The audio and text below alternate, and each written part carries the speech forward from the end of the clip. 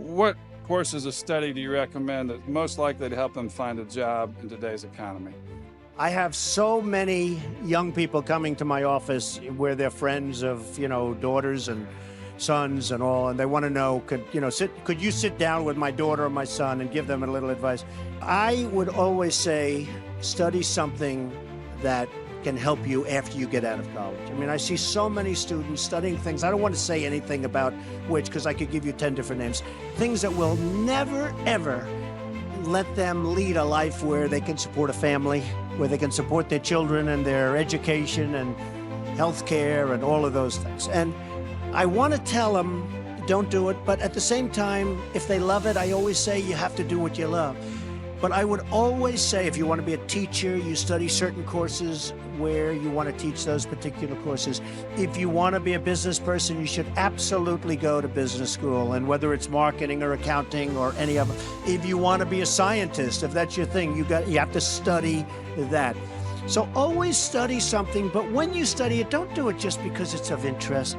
Do it because, remember, you'll be graduating in 2 years or 4 years or whatever it may be, and you want to use that as a base for a great life for you, your family, and you want to be proud of yourself, and your family wants to be proud of you. So don't waste that college time. To my way of thinking, Jerry, college time is so precious, such an important time, probably in a way the most important time of your lives. Don't waste that period of time on studying things that just won't help you. If you have to do it, you have to do it. But I would recommend you study something that's going to help you in the future. What was your very first business venture? Well, my father was a developer, a real estate man in Brooklyn and Queens. And so my first real ventures were when I was at the Wharton School of Finance. I did some little deals around Philadelphia where I'd buy little houses and I'd fix them up and sell them, and I had fun. But my best thing was walking around and checking real estate with my father. I loved it. I wish he were around today. He died at 94. He loved what he did, and he looked great, and he was great, but he just loved what he did. It kept him young and happy. He was a happy guy. What would be one word of advice you would have for an upcoming businessman? Knowledge. Knowledge.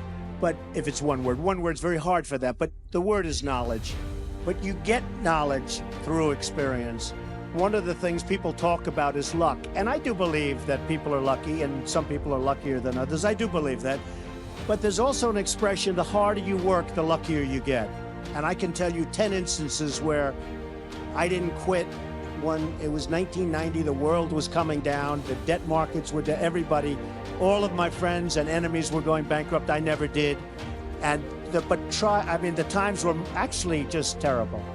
And even today, you look at times and you see what happens, and you have to learn. But the word luck is very interesting. But if I didn't work really hard, I probably would not, almost definitely would not be here today. And unless you had me up as a man who at one point was successful, but let's see what a loser looks like.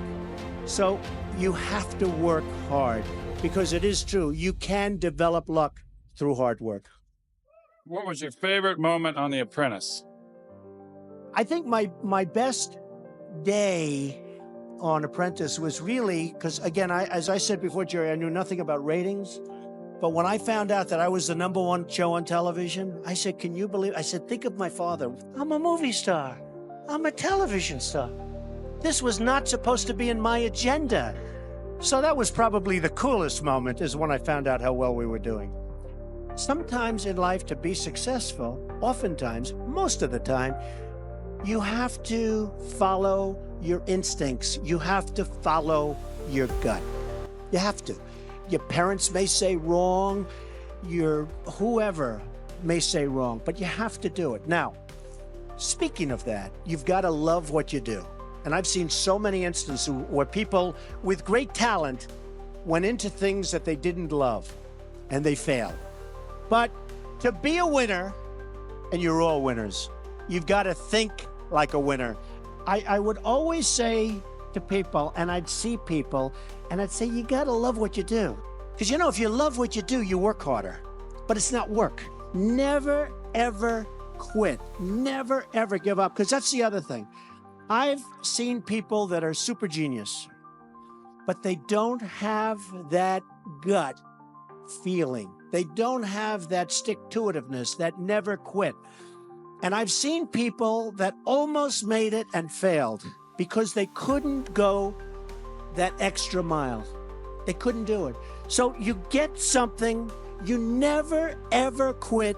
You know, when people ask me about success, I've just started thinking about it over the last couple of years because I've seen a lot of it. You have to have an ability to handle pressure because no matter how successful you are, I have many, many friends and enemies, a lot of enemies too, I don't care, but they're smart. I have a lot of enemies, and I've watched people and I've seen it.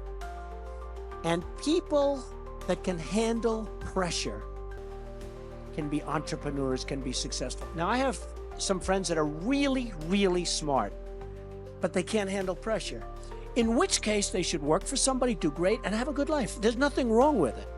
Because I almost think that's an instinctive thing, the ability to handle pressure. Now, one of the things I tell people about pressure is, you know what? They said, how do you handle pressure? Who's had more pressure than me? Ay, ay, ay. Have I had pressure over the years?